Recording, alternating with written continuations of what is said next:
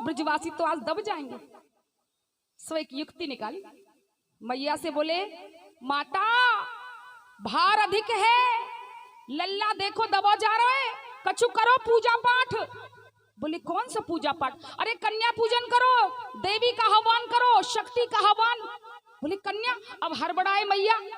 तो कन्हैया जी तो पहले ही सब जानते थे, गुरुजी को इशारा कर दिया और गुरुजी हाथ पकड़ के वृषभान दुलारी को ले आए। बोले लो मैया, सामने ठाड़ी कर दी और उनका पूजन करवाया। कन्हैया मुस्कुराने लगे, दोनों एक दूसरे को निहारने लगे और कहा जब तक किशोरी जी मेरी नजरों के सामने हैं तब तक तो मैं जीवन भर युगों युगों तक भी ऐसे ही खड़ा रहूं, तो भी अब कुछ फर्क पड़ने वाला नहीं।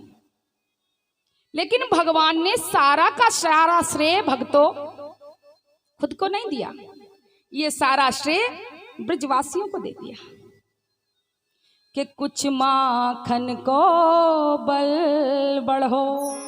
क्या कहते हैं? हे गोपियों, इसमें मेरा कुछ भी नहीं है। तुमने यदि उस माखन में प्रेम ना डाला होता और मेरे लिए इतने प्रेम से माखन ना निकालती तो आज तुम्हारे कन्हैया में इतनी सामर्थ्य ना होती। भगवान एक ही दृष्टि में पूरे संसार को तहस नहस कर सकते, इतनी शक्ति है। लेकिन वो ब्रजवासियों को सम्मान दे रहे हैं कि कुछ माखन को बल भयो और कुछ गोपन करी सहाय। ये जो लठियां है ना, उनको भी सम्मान दे दिया। और श्री राधा जू की कृपा सो तो मैंने गिरवर लियो उठाए। और दूसरी कृपा कौन बता दी? बोले कन्या के रूप में जो राधा रानी को आप लोगों ने पूजा है ना, ये इसी की कृपा से सब हो गया। अब इस बात को बड़े गहराई से समझें। ऐसा कोई व्यक्ति नहीं है बंधुओं जिसको जीवन में सम्मान नहीं चाहिए। बुरे से बुरा इंसान भी यदि कहीं जाए तो उसकी इच्छा होती है कि भाई हमें सब भला समझे, इज्जत मिले, आदर मिले। मोहल्ले में नए में आप जाओ, किसी कॉलोनी में जाओ तो ये होता है कि भाई सब खुश रहें, हमसे खूब सम्मान मिले हमें, ये सबकी इच्छा है। पर ये सम्मान मिलता कैसे, ये मैं आपको बता दूं। सम्मान ना तो दिखावे से मिलता मैया। कोई बताए मेरे घर में फ्रिज लगे, कूलर लगे, एसी लगे, पंखा लगे, मेरे पिताजी बहुत बड़े रियासत के मालिक हैं, मेरे भैया के साथ चार लठैत घूमे, इस सब से सम्मान नहीं बढ़ेगा। बल्कि मुंह पे तो भले ही वो आपको कुछ भी कहें या ना कहें, पीठ पीछे जाके जरूर आपकी चुगली बुराई करेंगे। तो बोले फिर सम्मान कैसे बढ़ता है? बोले करो खुद, लेकिन उसका श्रेय कभी खुद मत लो, दूसरे को देते जाओ। दूसरे को सम्मान देने से स्वयं का सम्मान बढ़ता है। आज भगवान दूसरों को सम्मान देते हैं। श्री कृष्ण भगवान ने ब्रज की रक्षा ही नहीं की मैया, अच्छे अच्छे गुणों से आज पूरे ब्रजवासियों का हृदय जीत लिया। क्योंकि जब कन्हैया गौ चराने जाते थे तो गैयाओं का कैसे दिल जीता, उनका पूरा ख्याल रखते, उनको घास चराते, उनको पानी पिलाते, उनको पुचकारते, उनको दुलारते। वो पूरे ब्रज के पक्षियों का ध्यान रखते, वो पूरे ब्रज के वृक्षों का ध्यान रखते। क्यों? क्योंकि भगवान सबके हैं और सब भगवान के हैं। आज भगवान बूढ़ी माताओं को रास्ता दिखाते, उनकी लठिया पकड़ पकड़ के उन्हें रास्ता पार कराते हैं। और ब्रज गोपियों को भी भगवान ने छेड़ा, तो किस भाव से छेड़ा है मैया? ब्रज गोपियों को सबल बनाने के लिए। क्योंकि कंस का आतंक था और भगवान चाहते थे कि ब्रज की गोपांगनाएं अपनी रक्षा स्वयं करें। भगवान के इस रूप पे कौन मोहित ना हो जाए। आज सारी गोपियां भगवान पे हृदय लुटाने लगी। पर भगवान ने कहा, हे गोपियों, परीक्षा तो देनी होगी। आज भोर का समय ब्रह्म मुहूर्त सुबह के 4 बजे और सारी गोपियां श्री कृष्ण भगवान की लगन में सुबह ही सुबह अपने बिस्तरों को त्याग देती हैं।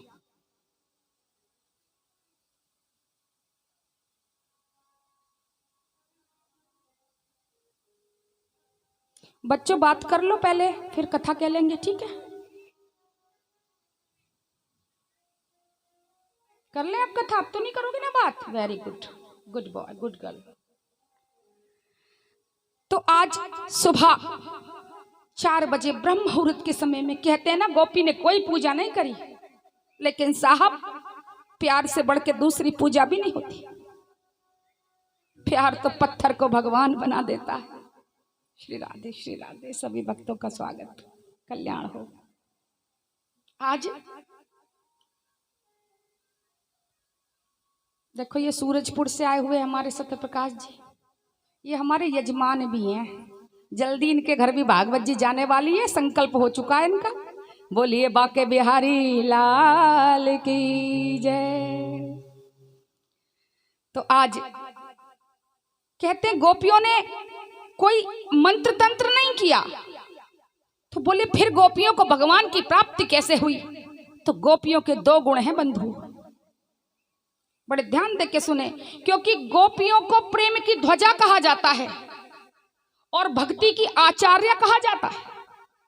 यदि भक्ति को सीखना है तो गोपियों की चरण रज को मस्तक से लगा के ही सीख पाओगे। ये वो ब्रिज है, आगे आप कथा सुनोगे आज, कि जहां ऊधो जैसे ज्ञानी गए थे कुछ समझाने को, पर समझ के खुद वापस आ गए। तो कौन से वो गुण थे गोपियों के अंदर? 2 गुण थे बंधुओं। एक तो सहजता, गोपी सरल है। जिस पूजा पाठ में आडंबर हो, ध्यान रखना, जिस पूजा पाठ में आडंबर हो वो आपको ज्ञानी तो भले ही बना दे और प्रेमी नहीं बना सकती। और बिना प्रेम के ईश्वर मिलने वाले नहीं। ईश्वर को पाने का तो बस एक ही माध्यम है, वह प्रेम है।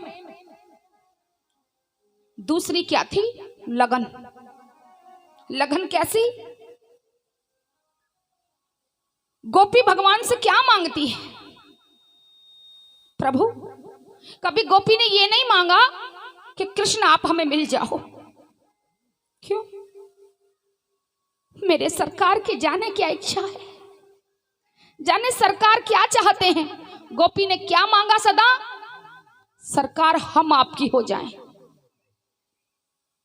हम आपको मन में बसा लें, हम आपके इंतजार में रोएं, हम आपको प्यार करें, हम आपके मुखड़े को निहारें, हम आपके लिए श्रृंगार करें, हम आपके लिए भोजन बनाएं, हमारा एक एक कदम केवल आपके लिए हो, हमारी सोच केवल आप तक जाए, हमारी मंजिल भी आप हो, हमारा रास्ता भी आप हो।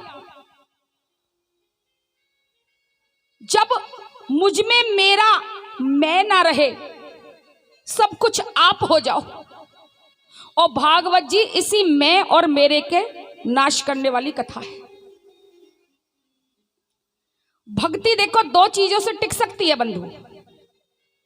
एक तो या तो भक्ति में ज्ञान मिला और या वैराग। अकेली भक्ति ज्यादा देर तक टिकेगी नहीं। क्यों? क्योंकि हकीकत यह है, जिस वक्त आप कथा प्रांगण में होते हो, भक्ति के माहौल में होते हो, उस वक्त तो मन करता है कि ये जीवन व्यर्थ है, सब कुछ श्री चरणों में लुटा दें। अब ना लड़ाई करेंगे, ना झगड़ा करेंगे, ना उल्टा सीधा भोजन खाएंगे, ना कोई व्यसन करेंगे, ना देर तक सोएंगे, ना निंदा ना चुगली। ऐसा लगता है बस आज तो मंजिल मिल गई। लेकिन जैसे ही कथा से उठ के बाहर जाते हैं, वो माया अपना असर छोड़ना प्रारंभ कर देती है। तो गोपी का प्रेम में ज्ञान नहीं है। 2 चीज हैं। हाँ, व्यक्ति को ज्ञान हो जाए कि ये सब माया है, और इससे बचो तो जरूर विजय प्राप्त करी जा सकती है। लेकिन यह ज्ञान तो परम संतों को नहीं हो पाता।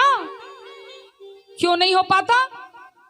हमने सुना है, आपने भी सुना देखा होगा, बड़े बड़े महर्षियों को अपने ज्ञान का घमंड हो गया और घमंड, अभिमान, क्रोध ये सब उन्हें लेके डूब गया। विश्वामित्र जी उच्च कोटि के संत महर्षि होके एक अप्सरा ने उनकी पूरी की पूरी तपस्या भंग कर दी। तो ये मनुष्य कहीं भी जाके पतन का शिकार हो सकता है। और कोई यह कहता हो कि मुझे अपने पे भरोसा है, जरा कोई मुझे गिरा के दिखाए, तो समझ लेना माया उस पर सबसे जल्दी असर करती है। अपनी बुद्धि का पता नहीं ये कब फिर जाए और कहां गर्त में ले जाए। दूसरा है ज्ञान के अलावा वैराग्य। बोले वैराग्य तो बहुत ऊंची चीज है, तो फिर वैराग्य हमारे अंदर कहां से आए? वैराग्य का मतलब है सब कुछ भूल जाना। तो इसके लिए संत बताते हैं कि वैराग्य सीखना है तो गोपियों से सीखो। कैसे? देखो, यहां पर गोपी प्रेम में वैराग्य का अर्थ अलग है। यहां वैराग्य का मतलब किसी से नफरत नहीं है। गोपी बड़ी करुणामयी है। गोपी सबसे प्रेम से हंस के बोले, गोपी सबकी मदद करती चले। गोपी ना तो तिलक छापे में बंधी है, ना किसी मंत्र तंत्र में बंधी है। उनके कोई नियम नहीं है। उनके पास तो एक ही चीज है, लगन श्री कृष्ण की चाहत की। लेकिन एक चीज है गोपी के पास, उनके वैराग्य का मतलब है विशेष राग। एक विशेष राग, श्री कृष्ण के श्री चरणों से राग, ऐसी प्रीति कि वर्णन आता है कि गोपी सोते सोते भी जय श्री कृष्णा, जय श्री राधे, जय श्री कृष्णा, जय श्री राधे राधे उनके मुख से निकलती है। क्यों राधे राधे गोपियों के मुख से निकलती है? जबकि राधा रानी तो खुद उनकी सखी है और अपनी सहेली की, अपनी सखी की प्रेम करती हैं श्री कृष्ण से। समझ लो बात को। लेकिन गोपियों के मुख से निकलता है जय श्री राधे, जय श्री राधे, जबकि जानती हैं कि जिससे हम प्रेम करते हैं वो किससे प्रेम करते हैं? राधा से। तो फिर गोपी राधा राधा क्यों रटती है? क्योंकि बंधुओं, वह ये भी जानती हैं वे कोई मामूली कन्याएं नहीं, पूर्व जन्म के साधु संत हैं कि किसी को पाना है तो पहले उसके दिल को पाओ। दिल को पाने का मतलब है उसे प्रेम से लूटो, उसे उसके दिल में जगह बनाओ। और भगवान का हृदय कौन है? स्वयं श्री राधा रानी ही भगवान का हृदय है। सो आज वे लाडली सरकार को अपनी स्वामिनी मानकर उनके चरणों की रजमस्तक पर लेती है। और यहां किशोरी की करुणा देखो, जानती हैं कि ये सब गोपियां मेरे कृष्ण कन्हैया पे दिलो जान से फिदा है। लेकिन फिर भी स्वामिनी जी हर गोपी को आशीर्वाद देती हैं कि तुम्हें तुम्हारा मन वांछित फल मिले, वर मिले। क्यों? क्योंकि वह प्रेम करती हैं और प्रेम में बंधुओं एकाधिकार नहीं होता। जहां एकाधिकार है समझ लेना वहां प्रेम नहीं है। गोपियां तो पिछले जन्म की भी संत थीं और ऐसी उच्च कोटि की संत कि श्री राम भगवान ने वादा कर दिया कि गोपियों तुम्हें स्वयं को भुलाना पड़ेगा, अपना आपा लुटाना पड़ेगा। अच्छी तरह ध्यान दे के समझे, अगर समझोगे नहीं, ध्यान से सुनोगे नहीं, कथा पल्ले नहीं पड़ेगी। आपा, और यहां गोपियों के संदर्भ में मत समझ लेना। आप भी यदि भगवान की भक्ति को पाना चाहते हैं तो आपको अपना आपा मिटाना पड़ेगा। अच्छा, ये आपा मिटाने का अर्थ क्या है? बड़े ध्यान दे के सुन ले। हर वो चीज जो हमारे मन माफिक हो, जो हमें सुख देती हो, मजा देती हो, उस चीज को बलात् गुरु के चरणों की शरण लेकर हमें त्याग करना पड़ेगा। चाहे वो आलस्य हो, चाहे वो स्वादिष्ट व्यंजन हो, चाहे जिंदगी के कैसे भी मजा हो, उनको बलात् छोड़ना पड़ेगा। और दूसरे, दिन रात एक ऐसा कवच धारण करना पड़ेगा जिस कवच में आप चाह के भी बाहर ना निकल सको, और वह कवच है श्री राधा नाम का कवच। भगवान ने गोपियों की परीक्षा ली, और कैसी परीक्षा कि सुबह सुबह 4 बजे का समय, और आज गोपी कात्यायनी माई के पूजन के लिए जमुना जी में स्नान कर रही हैं कि कात्यायनी महामाया महायोगनिधीश्वरी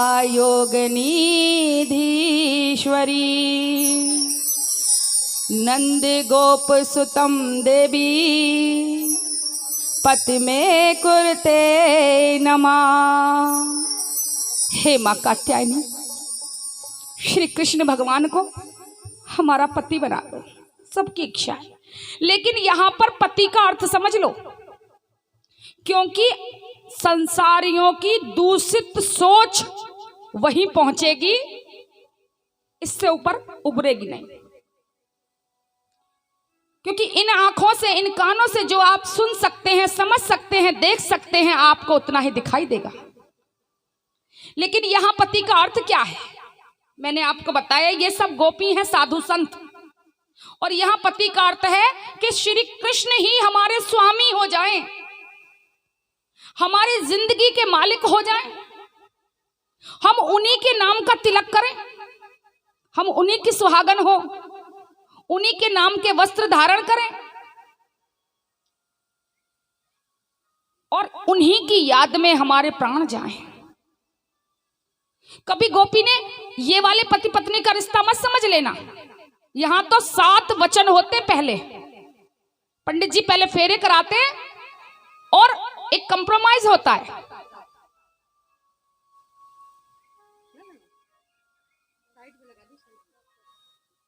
मैया, आप जो बीच में आके लाड़ प्यार देती हो ना, हमें इससे हमारी कथा एकदम दिमाग हट जाता है। अब हम देखो थोड़े सरल हैं। आपने देखा होगा कथाओं में घेरा होता है, व्यास जी के पास हर कोई बिना परमिशन नहीं आ पाता। तो सरल होने का मतलब ये तो नहीं है कि आप परमिशन भी ना लो।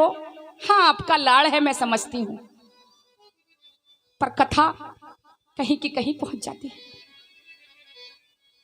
ये किशोरी जी के प्यार में न जाने कितने दीवाने हो चुके, कितनों ने।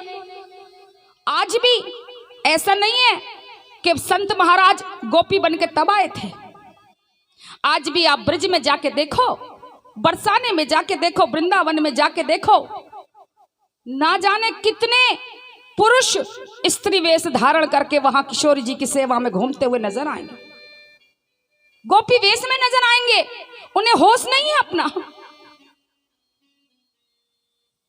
और श्री दुलारी जी की परम लाडली भोरी सखी, बोलिए करुणामयी सरकार की जय। भोरी सखी ऐसे संत हुए हैं महाराज, जो राधा रानी के श्री चरणों में, जिन्होंने कितने सुंदर सुंदर पद लिखे, और इनका नाम था भोलानाथ। ये बाबा, इन्हें ना खाने का होश था, ना पीने का होश था, और श्री जी की करुणा में अपने आप को भुलाए रहते। लाडली सरकार से ये देखा नहीं गया, और राधा रमन मंदिर के पास इनकी रात दिन पूजा अर्चना में लगे रहते, लाडली के द्वार पे पड़े रहते। किशोरी जी एक दिन पुरजारी जी के स्वप्न में आई और कहा कि सुनो, ये जो बाबा हैं जिनका नाम भोला राम है, ये मुझे अपनी सखी समझते हैं। ये बड़ी भोरी है मेरी सखी, इन सखी को प्रतिदिन भोजन की व्यवस्था होनी चाहिए। आज थाली में भोजन सजा के पुजारी जी आए और प्रणाम किया बाबा से, बोला नाथ बाबा भोजन खा लो। बाबा ने देखा भी नहीं, बाबा भोजन ग्रहण कर लो। बाबा ने पलट के नहीं देखा। फिर एक पुजारी को याद आया स्वप्न कि ये मेरी सखी बड़ी भोरी है। तो पुजारी जी बोले, भोरी सखी देख तेरे लिए किसी ने प्रसाद भेजा है। अब बाबा समझ गए ये मेरी किशोरी की कृपा है। थाली हाथ में ले ली और चले गए। हमेशा बड़े बड़े घुंघरू बांध के रहते थे, चले गए और सारा प्रसाद जमुना जी में बहा दिया। जमुना जी ने पूछा, हे बाबा आप ये प्रसाद क्यों बहा रहे हो जमुना जी में? तो कहते हैं, हे जमुना रानी तुम बड़भाग्नी हो, तुमने लाडली के दर्शन किए। क्योंकि ये बहुत पुरानी बात नहीं है, जब की बात नहीं है जब लाडली जी वहां लीला कर रही थी, ये अभी की बात है, आपके कलयुग की बात है। तो कहा आप बड़भाग्नी हो, आपने किशोरी जी के दर्शन किए पर मुझे सौभाग्य प्राप्त नहीं हुआ। इसलिए जब तक मेरी लाडो मुझे आके चूनर नहीं उड़ाएगी तब तक मैं बस उनका प्रसाद है एक और मुंह में डाल लिया। 4 रोटी थी, एक रोटी ली, थोड़ा सा खा लिया, मैं ऐसे ही दर दर भटकती रहूंगी। और हजारों पद उनकी याद में लिखे हैं। वो हमेशा कल्पना किया करती थी कि वो घड़ी कब आएगी मेरी किशोरी, कब वो घड़ी आएगी जब मैं आप दोनों को गलबहियां करते हुए खुंजों में देखूंगी। और क्या कहती है कि कब बसी हो ब्रज बीथिन माही, कब बसी हो ब्रज बीथिन माही, कब बसी हो ब्रज बीथिन माही, कब बसी हो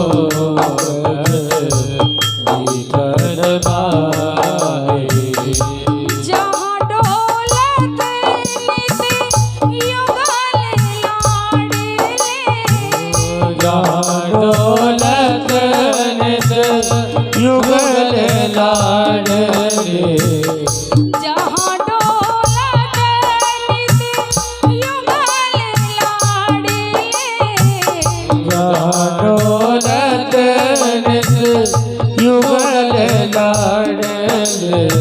राधा और कृष्ण जहाँ गलभैया करके एक दूसरे के साथ घूमते हैं, कभी हाथ पकड़ के घूमते हैं और एक दूसरे को निहारते हैं। जहाँ किशोरी जी की पायल की झनकार से पूरी ब्रजमंडल झनकार रहा है, जहाँ श्री कृष्ण की माला के पुष्प सुगंध फैला रहे हैं।